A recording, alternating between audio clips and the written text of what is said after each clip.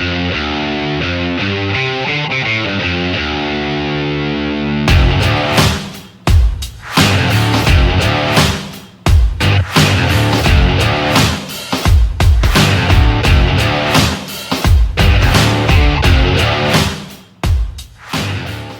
I want to welcome everyone to the Hard Truth Show.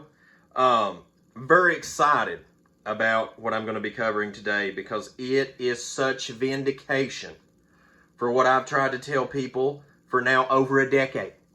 And it puts things crystal clear that as of the days of Noah, when people, was mocking Noah before the door shut on the ark and the rain came, is such the same people today. Times change, people don't. I'm going to stick with that for as long as I can say that to people. That's just the facts. Bear with me, guys, because the newer, larger studio desk coming in. I'm going to have the laptop over here where we can read super chats, audio equipment. I'm trying to still get it all configured, all this fancy newness, and get used to this going on. Real quick heads up: the next video this week, pre-record, will be about the Ahmaud Arbery murder. That's what I'm calling it, because the guy was clearly murdered based on the video, that evidence that I've seen and now has been released, and which is creating the case.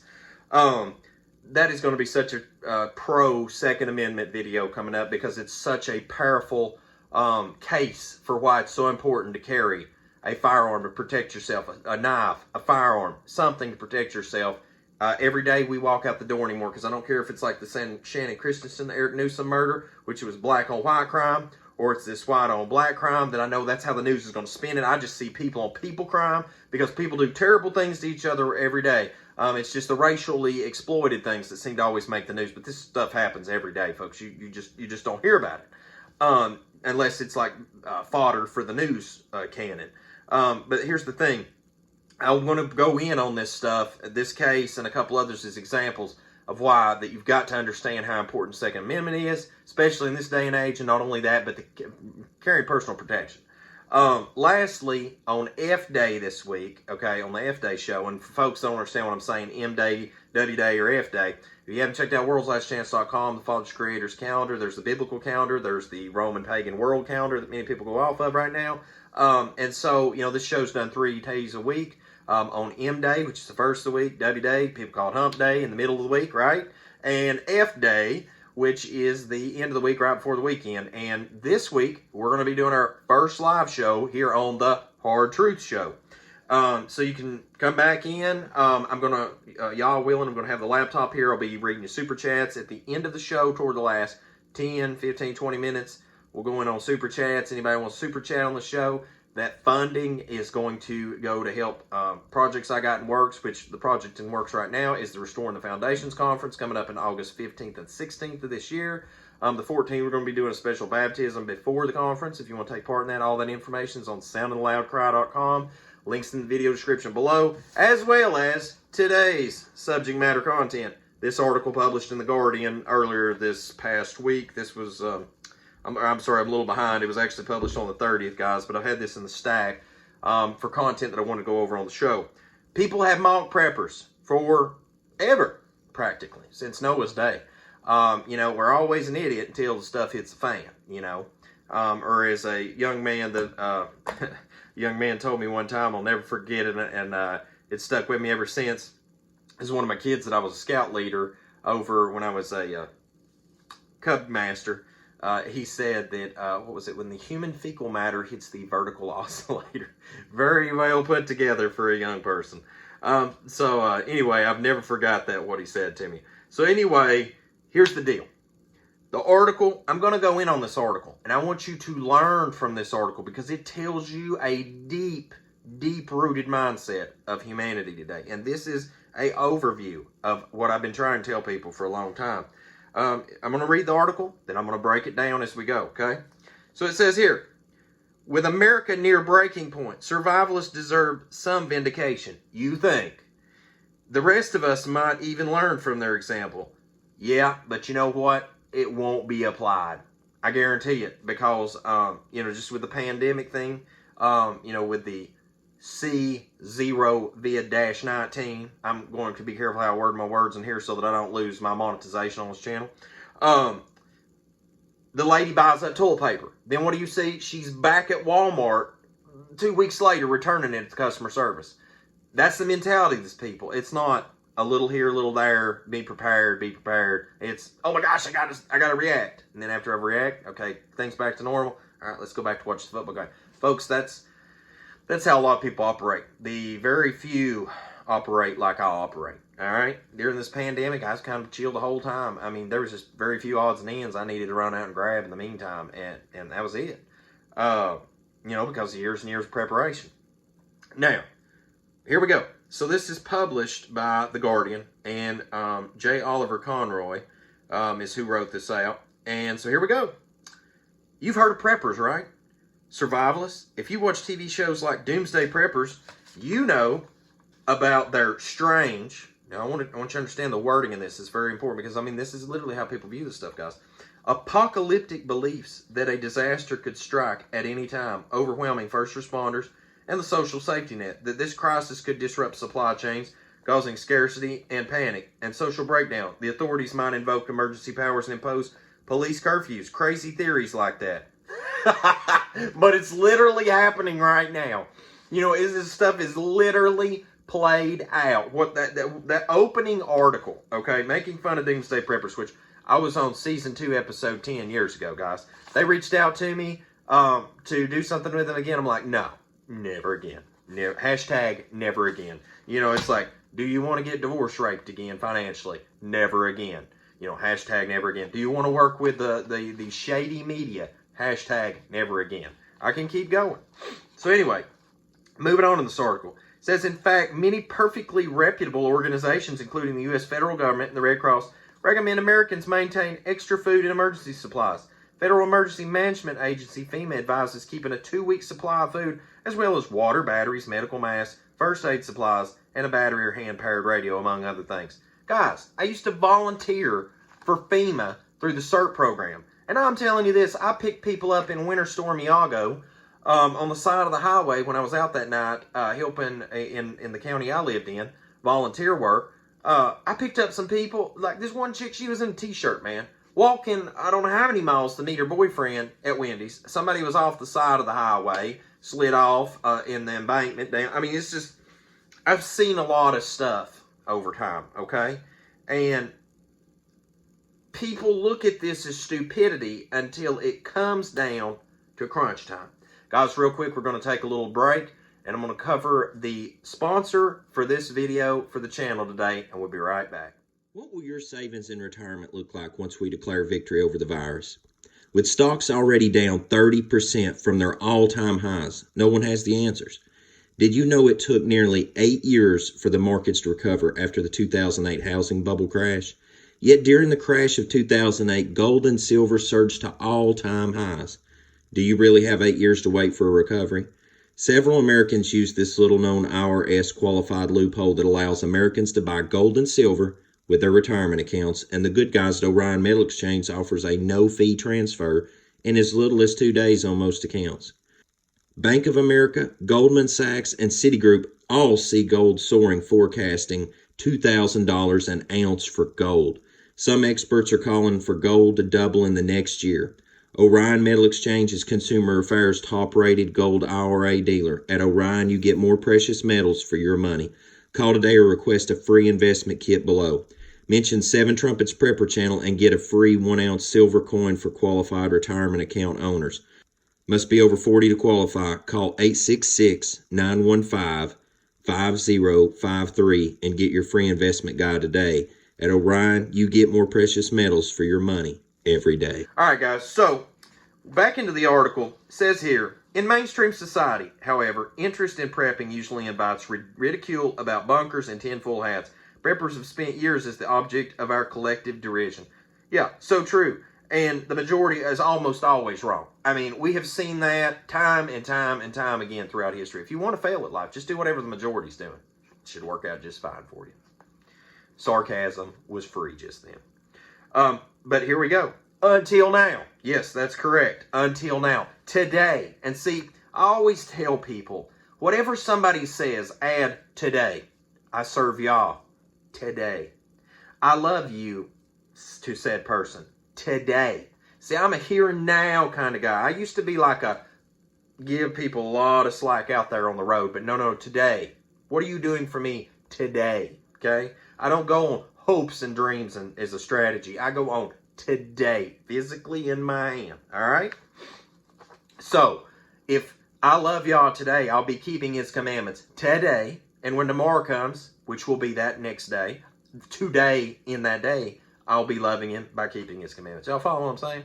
If I'm prepping today and tomorrow when it comes, today. Not, I don't do anything until it hits the fan. And then like this guy, today, moving back into the oracle, we're all preppers. Congratulations, y'all. Golf clap.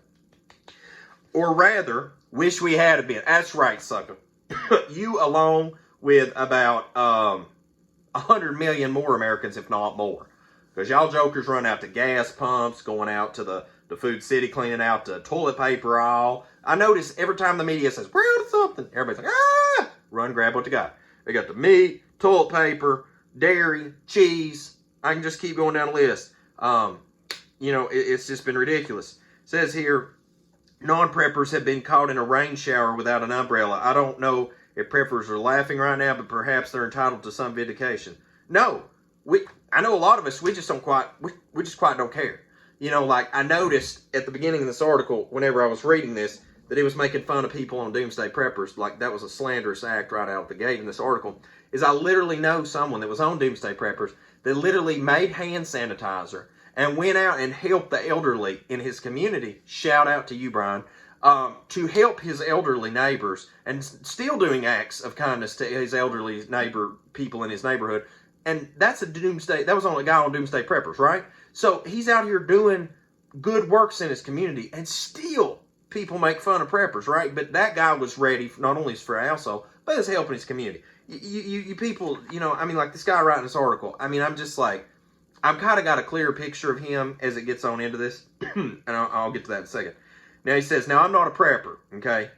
Honest right there out the gate, we already know this guy's writing an article from outside the box looking in instead of me being inside the box looking out. All right, I've been outside the box. I know what's on both sides. He says, I'm an effete quasi-intellectual with no practical skills. Good for you. You obviously just admitted you suck. It says, with no practical skills of any kind. Way to go. Bet you can't change your tire, but I bet you can go down to Starbucks, get your coffee cup, because he's in New York in a minute too, we find out. Says here, my current emergency supplies are some Hungry Man dinners and a liter of bourbon. If things get really bad, I will finish the bourbon, lie down, and wait to be eaten by the stray cats. You know what? At least cats ain't going hungry, right? But I've come to respect the preppers. Excuse me, guys. Whew, running out of fuel there. It says, but I've come to respect the preppers' ethos of survival and preparedness. Now, I was like, well, we're great. Okay, maybe he's coming around this article. No. This right here, I promise you guys, this is what shows you the mentality of people nowadays. This is literally a majority mentality, I really feel like. Best summed up. That's why I went in on this article on the show. One of my friends is one, or at least on the spectrum. Now, this is great. Because apparently, those of us in prepping world, we're on a spectrum. Apparently there's a cluster B spectrum. You can be Hannibal Lecter, you can be sociopath, psychopath, narcissist, all this stuff, right, on this cluster B spectrum. Well, apparently on prepping there's a spectrum. So I find out later that apparently because I'm a biblical prepper, I'm way over on the spectrum. I'm like in the very bad section, apparently, according to them. When coronavirus hit, he wasn't one of the millions of people scrambling for surgical masks. He already had them in his survival kit. He kept a few and gave the rest to elderly people. Wow, that sounds like my friend up in Indiana, Brian, that was on Doomsday Preppers. But here we go. Later, he's going to slander these people, folks. See, it's not that, faith by, you're just about faith by works, right? People say that comment. They're like, you're not showing works. You don't have to do works to be saved. And I'm like, the thing is because that I now have the opportunity for salvation, I want to do good things, right? Because of the renewing of my mind. Well, preppers, because I have the ability not only to help myself, now I want to help other people. But yet, I'm still looked at as bad because I do that. See, I just can't understand the mentality of people. I don't care if it's prepping or religious. It says it has become fashionable to argue, not entirely accurately, that there are no libertarians in pandemics. Certainly, this crisis has been a stark reminder of the importance of collective action. We're all on the ship together, and that's why, folks, you better get a life preserver and get the flip off, because the ship's going down. Titanic's going down, and there's only so many lifeboats, and you better already have bought you one. The C0 Vid-19 has laid bare the pathetic inadequacy of the U.S. social safety net, our lack of investment in the common good, and our government's short attention span for preparing for crises that don't involve terrorism or war. Now, I want to explain something right here. The thing is that the C0 Vid-19 is like the new 9/11. It's both were a massive hoax. I mean, like, there's still to the day you can see the what looks to me like I can't remember the exact definition of that missile, but it's still circulating on the internet. You can see where it's hitting the Pentagon. So I mean, that one's done. It was obviously not a plane. I mean, that one's out there, and it's been covered up so many times, it's ridiculous. Building 7 did not get hit by a plane yet. It just got demolition, and there was a news reporter, I believe, standing in front of it saying, "Hey, Building 7's failing, and it hadn't even failed yet." I mean, we could just go in on 9/11 all over again, but this thing right here that's just happened, folks, it's so deep. I mean, like, that, the Patriot Act started the erosion of freedom, and now today, I literally went to the steakhouse earlier today, and they scanned my forehead before I could even go in to eat. I'm just like, oh my gosh, like, we are on a slow slide to the depths of hell in a heartbeat, okay? Moving on. But collective action also requires some level of individual responsibility. Well, you can forget that in this generation. Nobody wants to take accountability for nothing, all right? And preparedness, too, at least for those with the ability and the means.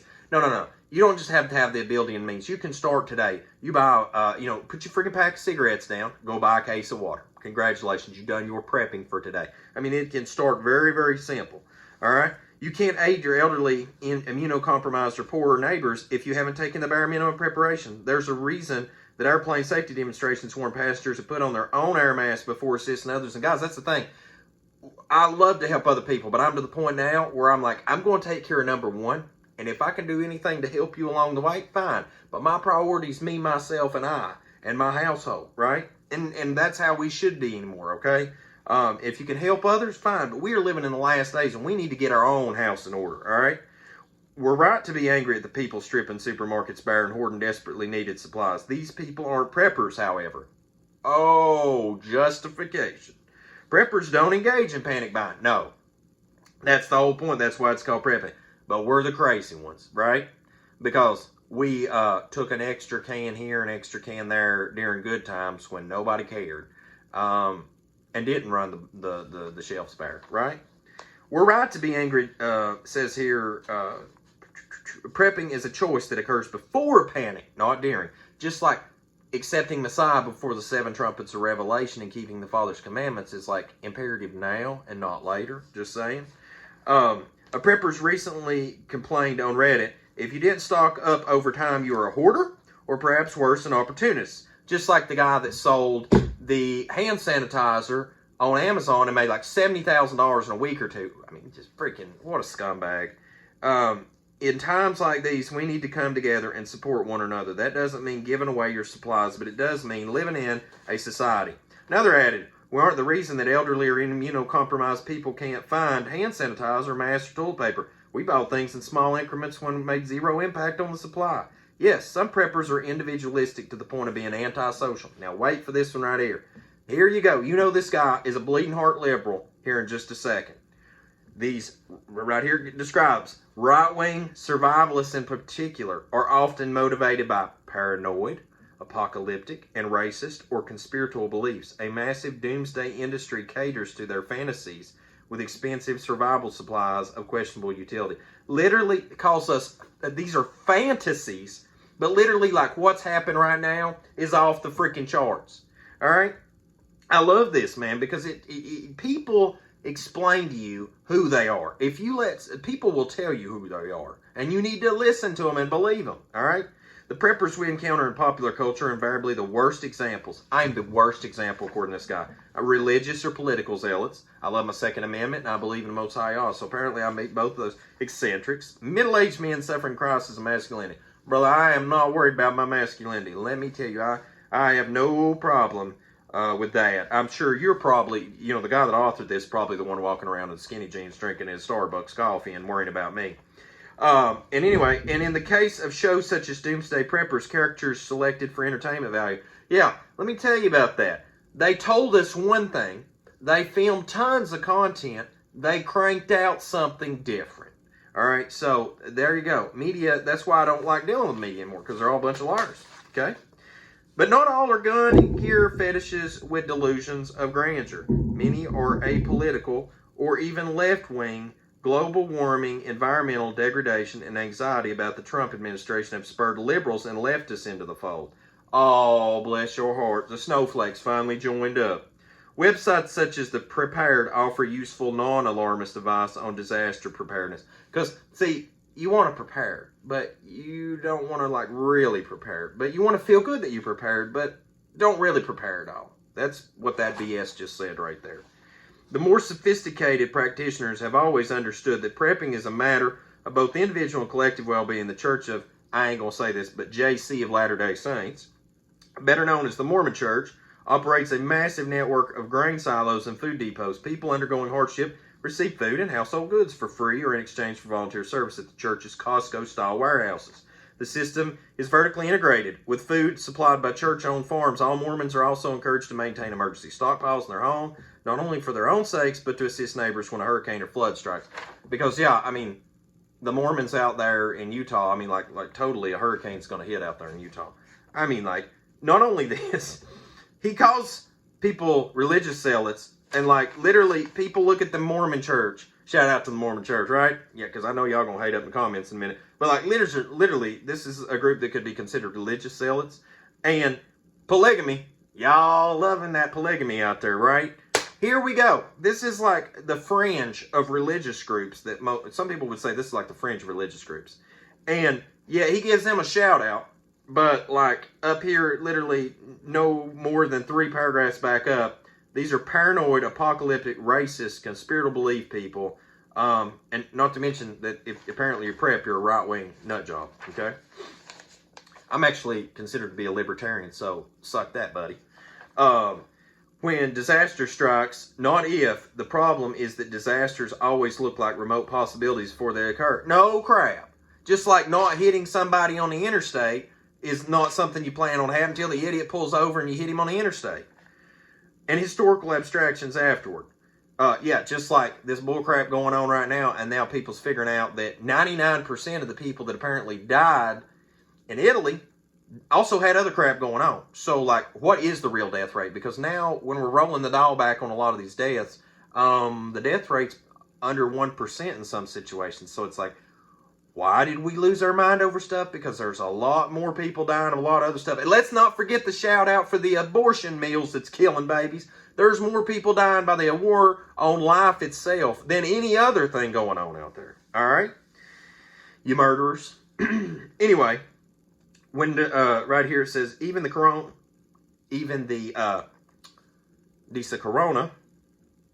virus, as insurmountable as it seems, will eventually pass. Yeah, no crap. This stuff always does. All right, just like everything else it ever has. It's just a matter of time. And matter of fact, if you lead people to get the herd immunity, it would be over a lot faster instead of people dying now of starvation, suicide, and everything else, which those numbers are actually going to be real numbers. And it's going to be because that you shut this whole country down and took people's livelihood away. But we won't get into that.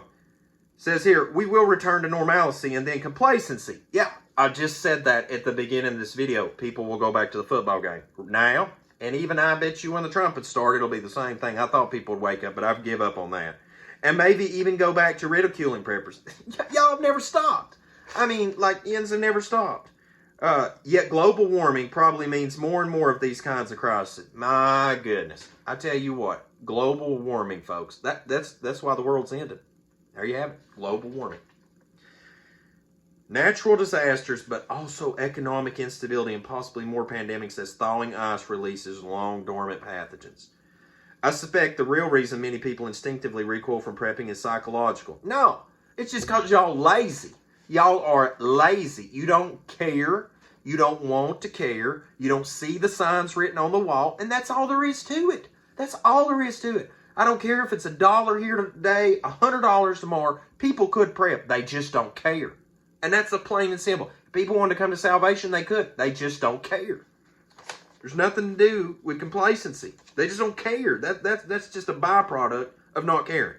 Prepping comes across as pessimistic or even cynical. But perhaps it is better to think of it as pragmatism. We should prepare for disaster for the same reason we buy life insurance or backup computer files. Hope for the best, plan for the worst. No crap. I mean, no crap. I hope, guys, that you're learning something from this, because literally this guy's viewpoint as a writer, right? This is literally the people I run into in this last generation, especially millennials. Recently, while doing some quarantine cleaning, I found several books I acquired during younger, less lazy, and more idealistic days. The Boy Scout Field Book, U.S. Army Survival Manual, Living Off the Country. It seems unlikely they'll prove too relevant here in Brooklyn, New York. Yeah, that's right, sucker, because you're dead already. Let me tell you, folks, if you did not learn something from Hurricane Sandy, y'all ain't never going to learn nothing. Like, get the heck out of a city, because in 3 days, the fit is going to hit the shame. All right? But I've decided to brush up anyway. I also found a book called Home Brewing Without Failures, but the improbable name, He Bravery. The utility that one should speak for itself. It says here, anyway, in the coming year, and the results will define the country for a generation. No, ladies and gentlemen, it will.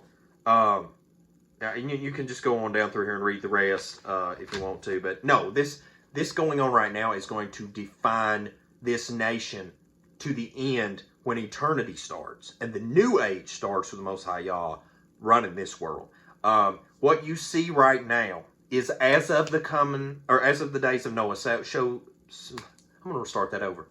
As of the days of Noah, so shall the coming of the Son of Man be. We got all this junk going on, hybridization of human beings, making people into Nephilim. We had Nephilim in the days of Noah's flood. We have wickedness on an all-time high. We have all the things coming in the book of Revelation. You just see it coming as a flood. It is at the gates. The enemy is at the gates. So, ladies and gentlemen, I'm telling you, the last thing I want to say today before I close out on the show is that I know this is different. I know that the platform that I've taken to, inclusive, we're touching on politics, religion, relationships, prep, and everything. This is red pills it freaking gets. That I know it's different. I know it's uncomfortable. I know this is not the Luke you've talked to, and you have seen on this channel for, 8 years. But guys, this has always been in there. It's always been there. I've just not really said what's on my mind. But, in the day we're living in where that YouTube is silencing its content producers, and, we're not really making a dime off this anymore, I feel like at this point, while I still have this channel, that I just need to be straight with people.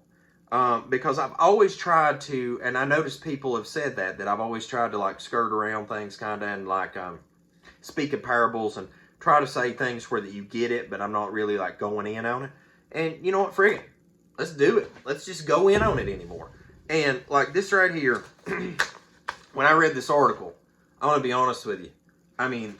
It'd make you blood boil, because these people, this guy right here that wrote this, is a poster child for how many in the world today view those of us that have faith, that are hardworking Americans, that don't have a criminal record, that have done no wrong to anybody, that love their Second Amendment right.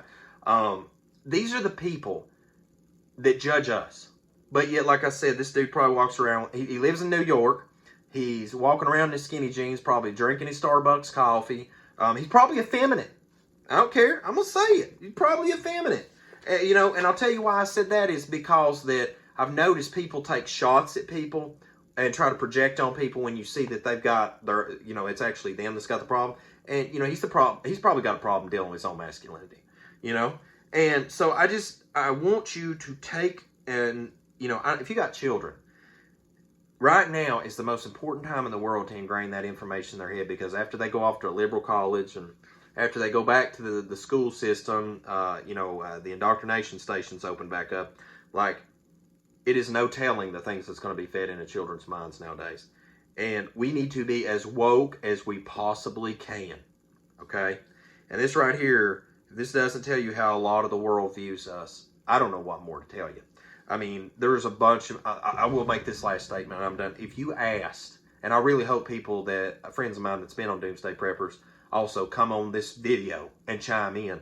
But I've noticed over the years, especially after Doomsday Preppers, and that was like back in 2014, 13, 15-ish, somewhere around there. I think 2013, yeah. And it came out like 2014. But I've noticed ever since then that we have been viewed as a entertainment more than actual seriousness. Keep in mind, I was a volunteer through FEMA. And, you know, I just look at all this stuff as a whole now, and I'm like, people, the majority's never going to get it. And if this virus has not taught you that, I don't know what else will, because, guys, I'm telling you, when trumpets start, it's going to be like 100 times more crazy. At least 10 times more crazy than what you've seen in the world right now. So, guys, as always, make sure to like, share, subscribe. Come back later this week. Make sure to definitely come back at the end of the week for the live stream. Can't wait to catch up with everybody. I can't wait to have the laptop, the table, all the new studio in place. It's going to be great. As always, till we see you again here at 7 Trumpets Prepper Channel, also on the Hard Truth Show. I hope the Most High Yah Baruch and keep you, make His face shine upon you, show you favor, and give you shalom, my friend. In Yahushua's name.